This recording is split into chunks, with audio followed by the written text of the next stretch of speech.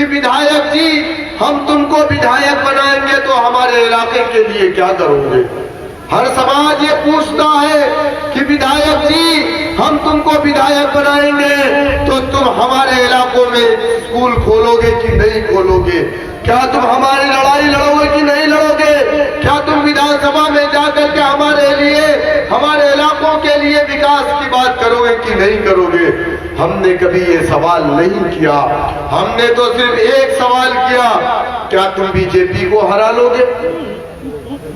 और जब हम वोट डालते हैं सेकुलर पार्टियों को, बीजेपी हार जाती है तो हमसे यही कहा जाता है कि तुमने तो हमसे स्कूल के लिए नहीं कहा था, तुमने तो हमसे ये नहीं कहा था कि हमारे इलाकों में अच्छे स्कूल खुले, अच्छे अस्पताल खुले, हमारे बच्चियों के लिए डिग्री कॉलेज खुले, हमारे इलाकों में डेवलपमेंट का काम हो। तुमने तो हमसे सिर्फ यही कहा था कि क्या आप बीजेपी को हरा लोगे, तो हमने बीजेपी को हरा लिया, हमने तुम्हारे वादे को पूरा कर दिया, अब हम तुम्हें कुछ नहीं देंगे। मेरे दोस्तों, मेरे बुजुर्गों,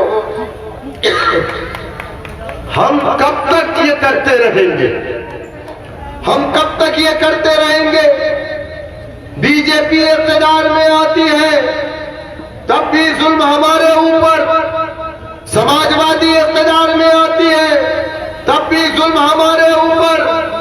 कभी आपने सोचा ऐसा क्यों? क्योंकि जितेंद्र और महेंद्र के झगड़े में हम और आप दीवाने हो जाते हैं। मेरे दोस्तों, मेरे बुजुर्गों, हमारे आपके साथ आज जो कुछ हो रहा है ये बात किसी से छुपी नहीं है। उत्तर प्रदेश के अंदर 183 इनकाउंटर हुए बीजेपी की हुकूमत में, जिसमें 53 इनकाउंटर मुसलमानों के हुए। हमारी 20% आबादी और 30% से ज्यादा इनकाउंटर हमारा होता है। आज बीजेपी मुसलमानों की बात करती है, आज बीजेपी कहती है कि हम पसमानदा मुसलमानों को ऊपर लाना चाहते हैं। मैं बीजेपी से कहना चाहता हूं कि रंगनाथ मिश्रा कमीशन की रिपोर्ट को आप लागू कर दीजिए और मुसलमानों को आप रिजर्वेशन दे दीजिए।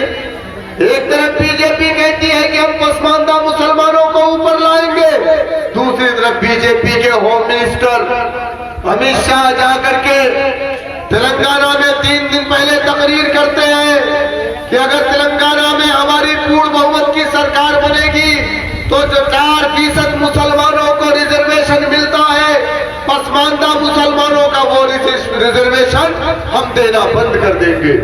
मेरे दोस्तों, मेरे बुजुर्गों, ये धोखा आपके हमारे साथ हो रहा है।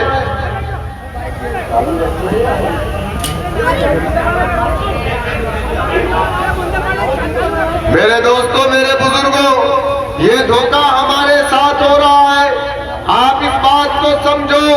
अगर आप ये समझ रहे हो कि किसी निर्दल प्रत्याशी को जिता करके आपके हालात में तब्दीली आ जाएगी, तो कभी नहीं आएगी।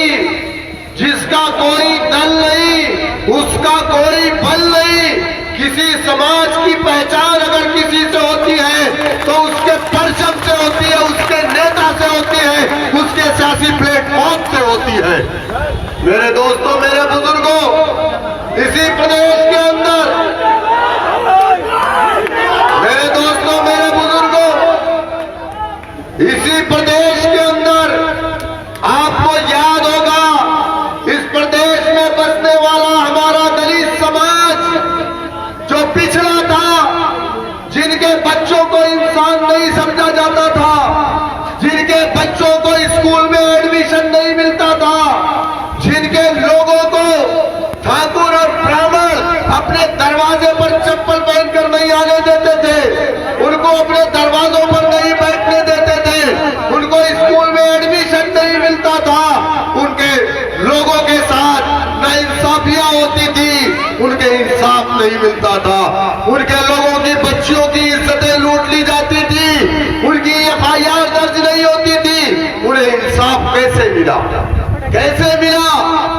क्या उन्होंने निर्दलों का साथ दिया तो इंसाफ मिला? क्या उन्होंने उनका साथ दिया? चैनल को लाइक शेयर एंड सब्सक्राइब करें और बेल आइकन दबाना ना भूलें।